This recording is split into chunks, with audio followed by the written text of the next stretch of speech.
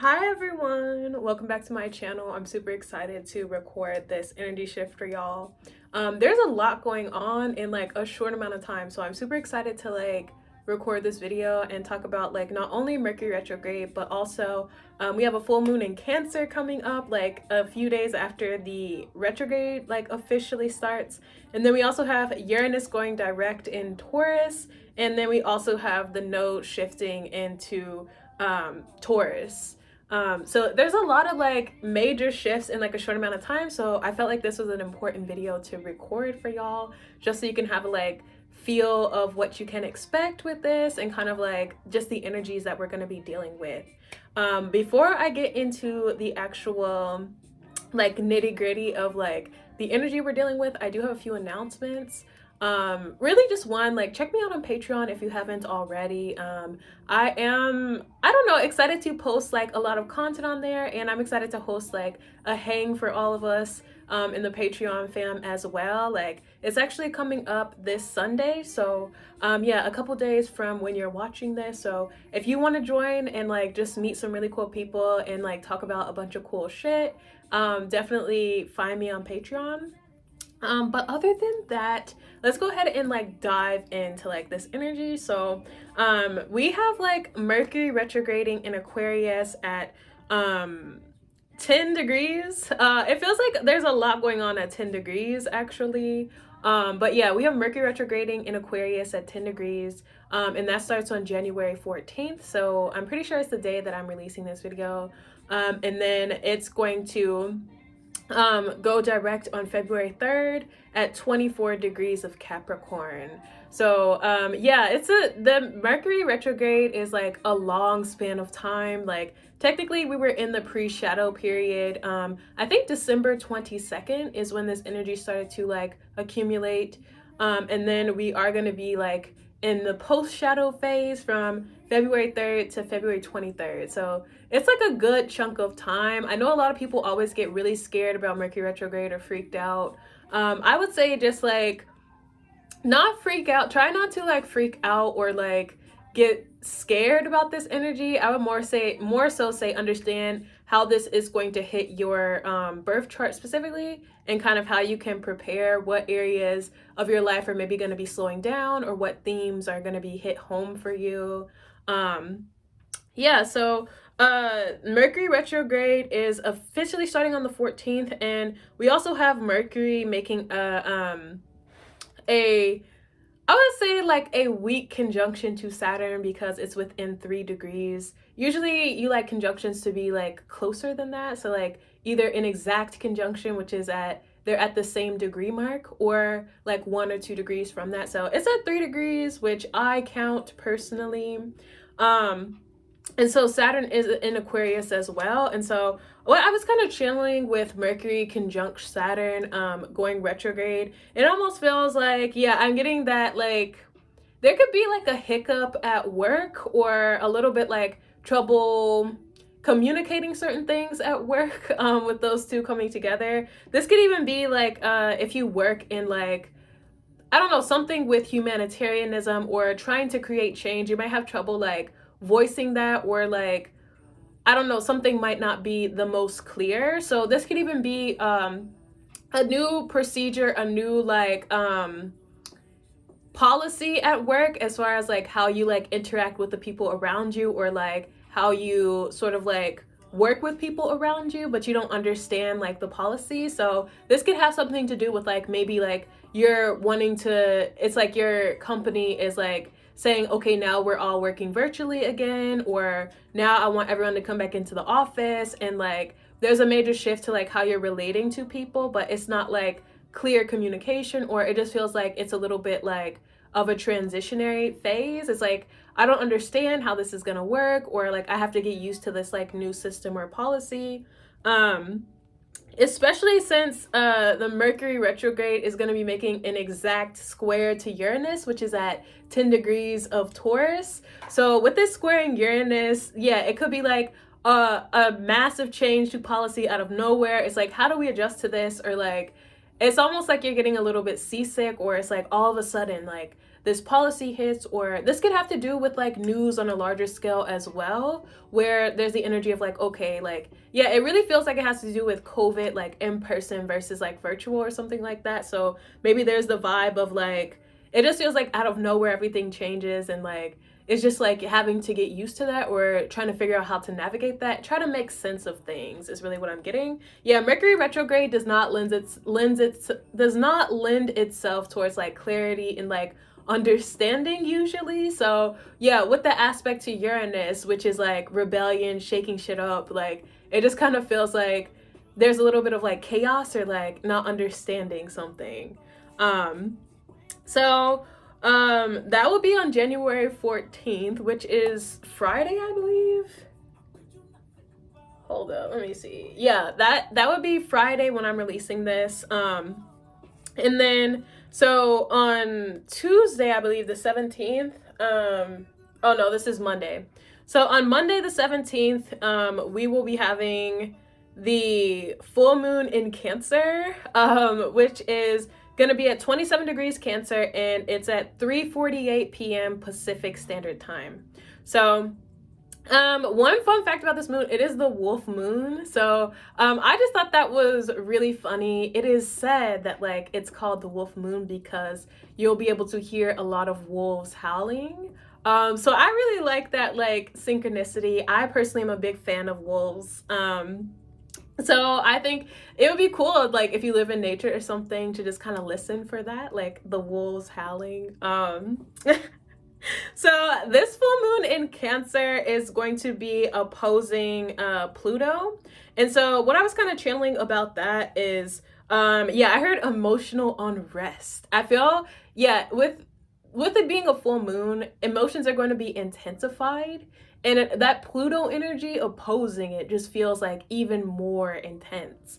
And it's almost a sense that like, yeah, Pluto is like destructive. It brings things to the surface that maybe haven't like been, I don't know, maybe things you haven't wanted to look at, but it's like kind of undeniable because the full moon also represents illumination. So it's like those feelings that you've been ignoring or denying.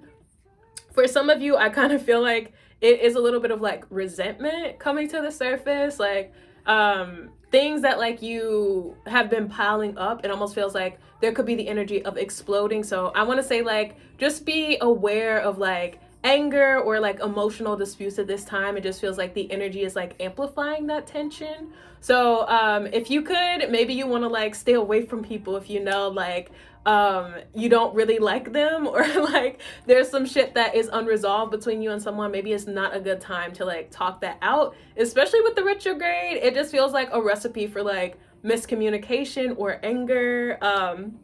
So yeah, like emotions are just gonna be high. And I want to say miscommunications as well, again with the retrograde. So yeah, I was getting just like, I also feel a little bit of like sexual passion and like love as well. Like some of you, your relationships could be like deepening, or maybe there is the sense of like realizing how you really feel about someone. So maybe you're like in this in-between phase with someone, and like you haven't talked about emotions, like you haven't talked about like, I don't know, like how deep your feelings go for each other, but like this moon kind of brings that out of you. And it's a vibe of like telling someone you love them for the first time, or yeah, and then it feels like very passionate sex because of that. So it just feels like, yeah, there's also the potential to like go deep with people, to really work on like intimacy, and there is like a sexual component with this as well. I personally usually get really horny around the full moons. It just feels like, I don't know, it's like such a strong pull on like my sexual energy. So that aspect to Pluto definitely feels like it's going to be bringing that out of other people as well. So that will be on the 17th, I believe. And then the next day, it's going to be like a jam-packed few days. The next day we have Uranus going direct in Taurus. At 10 degrees. So again, there we go with like the 10 degrees. Yeah, and it's the Uranus going direct in Taurus to me feels kind of like, I don't know. I feel like Uranus is not happy in like an earth sign. I feel like Uranus wants to be in like air energy, yeah, like wants to be in like something that is a little bit like less earthly or grounded. So I kind of feel like with Uranus going direct in Taurus, there almost is a sense of like, I feel like it feels like relief to me for some reason, because there is like forward progress. It's almost like I've been retrograding in this earth sign, like SOS, someone save me. Like that's the vibe of Uranus in Taurus for me. So like with it going direct in Taurus, it kind of feels like a little bit of relief in some sense. There also feels like Uranus is like, I don't know, geared up, ready for action, a little bit restless in a sense. So yeah, there it almost feels like unexpected in some capacity. So with it being in the sign of Taurus, this could manifest as like, I don't know, maybe like things that like you have held onto as security, maybe those things being shaken up, maybe like, yeah, it could have to do with like relationships or things that you kind of hold on to ground you, kind of being shaken up in a sense. Let's see. Yeah, so Uranus is going direct the same day or the day after the full moon, and it's also making an exact square to the moon in Leo. Yeah, they're both at 10 degrees. So with that energy, it kind of feels like, yeah, there's a lot of like fixed energy, and like I feel like the moon in Leo is kind of speaking itself towards like, I don't know, it could be like the need for attention, maybe like the need for like stability in some sense with all of that fixed energy. So there could be like this which I feel like is a theme we've been seeing like with last year, like with the Saturn Uranus squares, like maybe this theme of like stability, comfort, security versus like new, and like wanting to like break out of what's familiar. So that could just be like a theme like around this as well, especially with the square. So this could also be like more emotional like turmoil with like the again the square of like the moon in Leo and Uranus in Taurus. So there could be this tension between like, I don't know, emotional security, emotional safety, maybe even keeping things within versus like needing to share them, or them kind of like coming out. So the last thing I kind of wanted to talk about is the node shifting into Taurus. Like the North Node shifting into Taurus and the South Node entering Scorpio.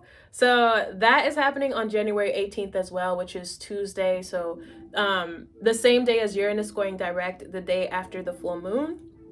So I kind of feel like collectively we're just headed in a new direction, which tends to happen with like the nodal shifts.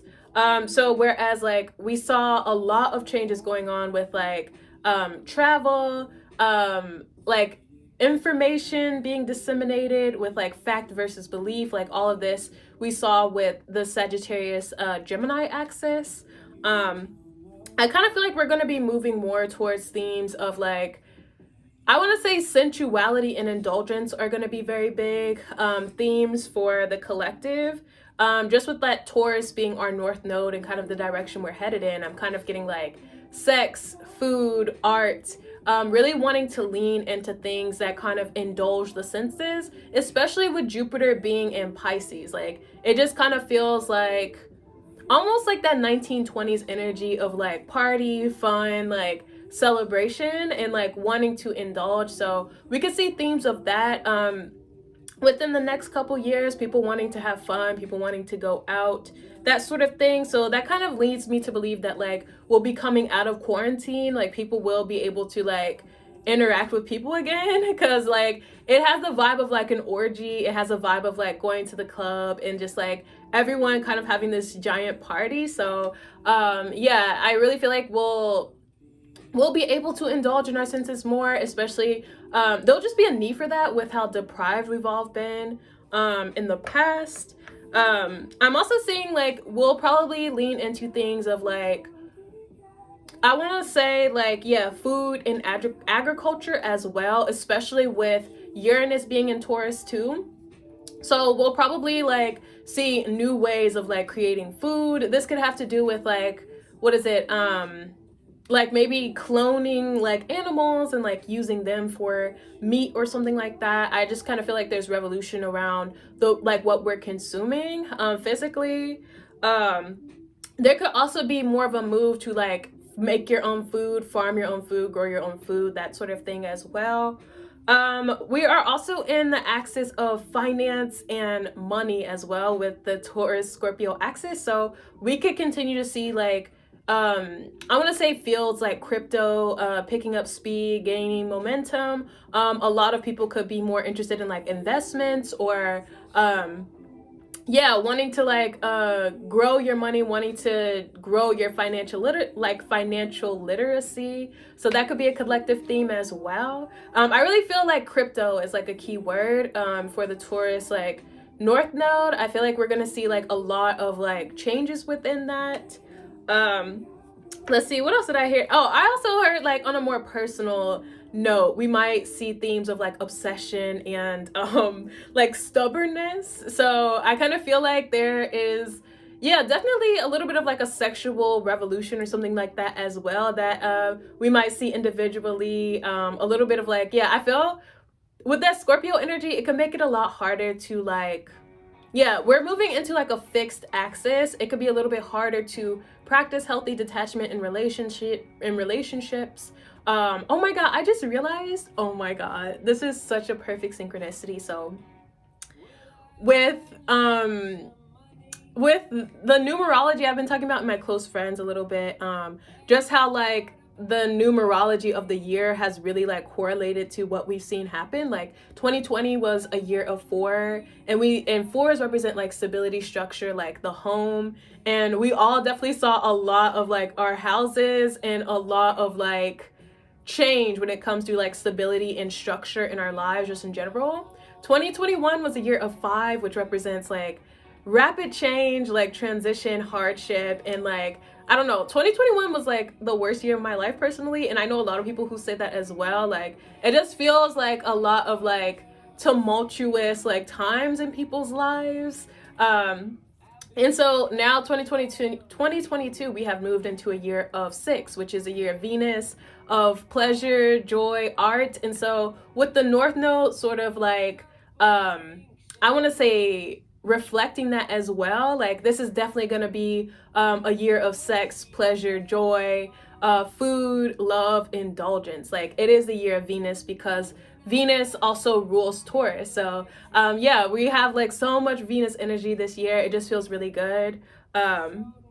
And so yeah, like I also like have been talking about how in a lot of personal readings there's been the energy of like fated meetings, like I don't know, meeting the love of your life one day, being in a very like soulful, heart-based connection all of a sudden. So that makes sense with the North Node being in Taurus as well. Like again, Taurus is ruled by Venus, the planet of love and pleasure. So it feels like it is also going to be a really good year for relationships, connection, and yeah, intimacy just in general.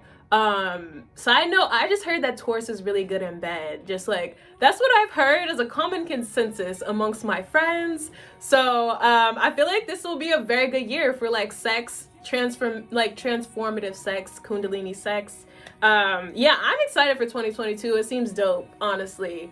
But those are all of my astrology notes. I'm trying to do more like astrology stuff because I want to like learn more about the planets and astrology. I already know like a good amount of stuff, but there's always more to know. So thanks so much if you watched this. I hope that you got a lot out of it. And I'm definitely gonna like pull some cards to look deeper into this energy. Yeah, so let's get into a card pull. Trying to see what deck I would like to use.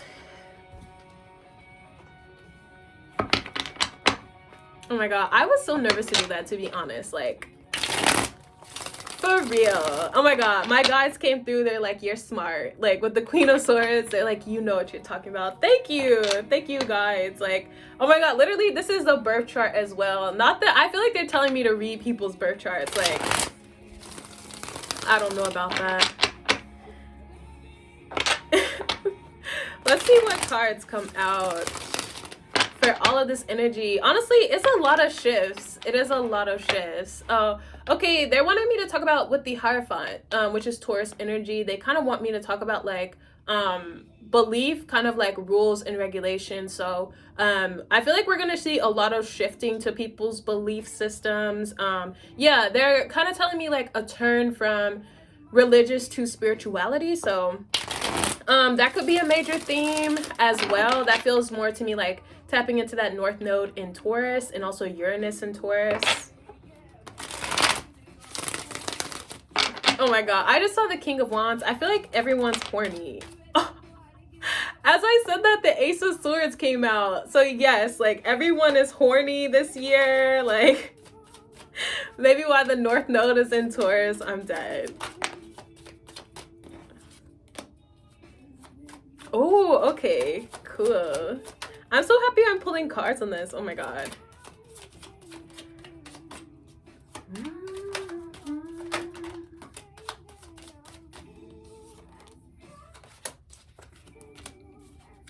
Not single as fuck coming on. Like, I feel like you'll be single no more. So we have the Ace of Swords with the Knight of Pentacles and the Star card. So from this, I'm getting a very intense energy of like environmentalism, which makes sense with like the North Node shifting into an earth sign. So there could be like new initiatives to like take care of the earth and to like be more conscious of like Gaia of the earth and like our impact on her. And like, yeah, I'm almost getting that like with this Star card, it almost feels like there's something about intergalactic interference as well, like kind of helping us like take care of the earth. There might be like new technology that like randomly comes out that like allows us to have like lessen our carbon footprint or like take environmentalism like more serious. And this feels big to me. It's like maybe we finally make the switch from like oil and gas over to like electric or something that like really is putting your best foot forward as far as like environmentalism is concerned. I'm also getting too, it almost feels like fairy energy where people feel more inclined to hike, to spend time in nature, to connect in with the earth. I'm also getting too like fashion wise, we could even see a shift where people wear like more earth tones, more earthy, like earth inspired like garments as well. So it could be like more floral patterns, maybe a lot of green, a lot of brown, that sort of thing. With the Knight of we have the Knight, or this is not a Knight, this is the Hanged Man in reverse with the Three of Cups and the Magician in reverse. So the Three of Cups is definitely screaming indulgence to me. Like this feels like that feels like food, drink, partying, threesomes. Like that's when this card is screaming to me. So I really feel like that it really feels like roaring 20s energy for sure. Like people really leaning into like sensuality, sensual pleasures. There might even be like having sex outside, having sex in nature, that sort of thing. A lot of like, I don't know, like picnics outside. Like I feel like people just want to be outside. People want to like gather. Also the Three of Cups is like Cancer energy as well. So this to me is speaking of like deepened connections, like platonic and romantic, like what I was getting around that full moon energy. So some of you, you could be reconnecting with someone, or yeah, definitely with Mercury retrograde energy as well. It is like the ex returns, the past returns, or something like that. With the Hanged Man in reverse, there is a sense of like understanding or coming into like a certain awareness. So it might be time for someone to like re-enter your life. Yeah, oh my god. Okay, the way the cards are laid out is like the Ace of Swords was right on top of like the Hanged Man in reverse. So I really feel like someone has like clarity or understanding about something. And with the Star, it feels like it's gonna be a fairly like harmonious union or something like that. The Magician in reverse to me kind of speaks to, I almost feel like there's a sense of force with that, like overexerting force, overexerting control. Like, yeah, the Magician in reverse is definitely one of like, I want to say abusing power or something like that, abusing resources. So I kind of feel like we're going to see, I don't know, there that to me almost has like an exposed vibe to it. Like we're seeing like abuses of power exposed, whether it has to do with the environment, whether it has to do like with I don't know, just people in their everyday lives. It almost feels like that energy is kind of like coming to a head in some capacity.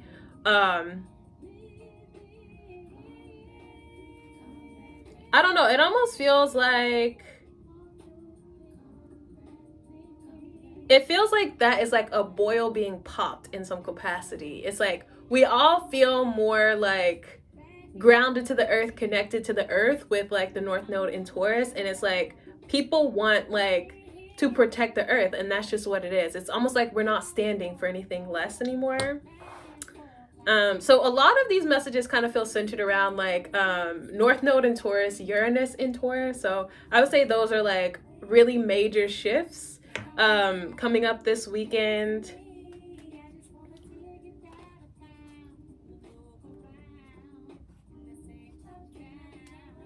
I'm trying to think if I want to pull some more cards.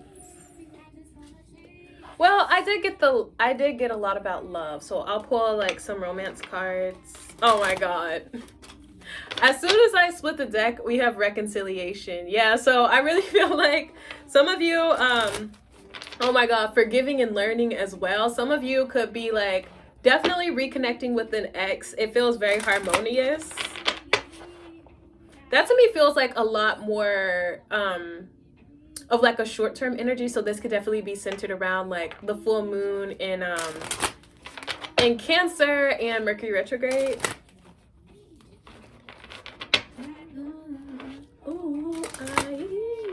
Oh my god, the passion card. Yeah, I'm getting like very, very good sex.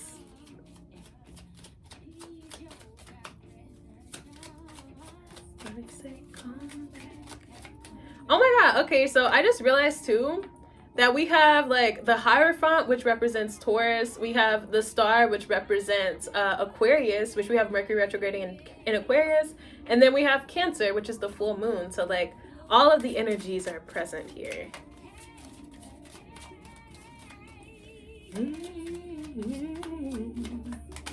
So there could be themes of loyalty I'm getting as well, with specifically with Uranus in Taurus squaring the moon in Leo. There's a lot of fixed energy there. There's a lot of like, I almost feel a questioning of like where your loyalty lies. Like, can I trust you? Yeah, definitely trust is gonna be a big theme with like the Taurus Scorpio axis as well. So we have religious factors. It says your love life is influenced by your religious upbringing and spiritual path. So I was kind of getting that like shift from religion to spirituality. So there could be more people who are joining the spiritual community, who are wanting to date people who are also spiritual, something in that capacity. There could also be like people who kind of like convert to spirituality who are once religious or something like that. We also have calling in your soulmate. It says your prayers, affirmations, and visualizations help bring you together. Yeah, so I really feel this is going to be like the year of fated meetings, of like being in soul-based relationships, soul-based connections, and it just feels so beautiful. Like, yeah, really fulfilling like partnerships. I kind of want to pull one more. This feels incomplete. Let's see.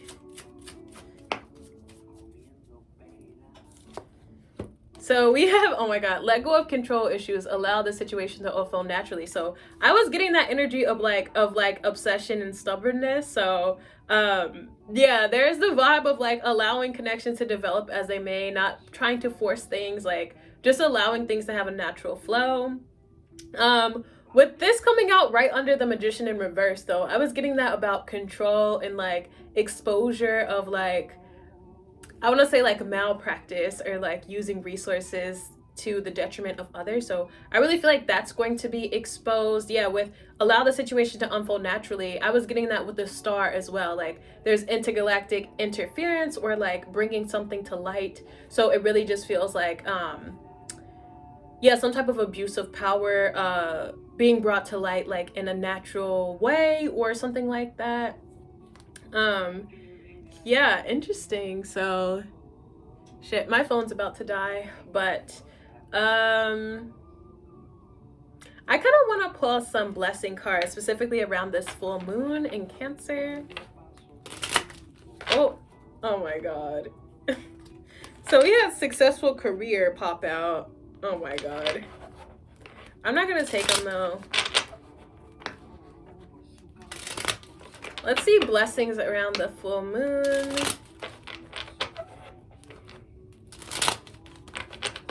Some of you, there could be, I kind of feel like a spiritual upgrade or an increase in your intuition with the Star, Ace of Swords, Hangman in reverse. There definitely is like a lot of like downloads or clarity spiritually coming in for some of you.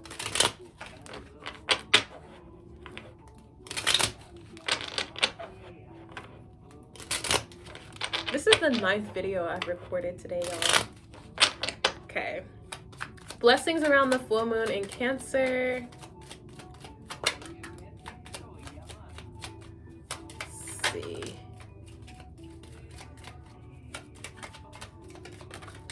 Oh.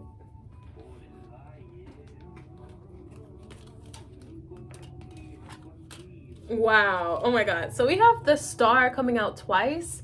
And the silver energy of the Star brings good luck and serendipity. Yeah, so some of you, there could be a major manifestation coming in for you this week. It feels like, I don't know, huge. Yeah, also, like, I was about to say there's some type of, like, a astronomical event as well. So there is, like, a huge comet that is passing by Earth. And apparently you can see it on the 18th, which is definitely, like, energy we've been tapping into. So with the Star coming out twice, maybe some of you are gonna like see it.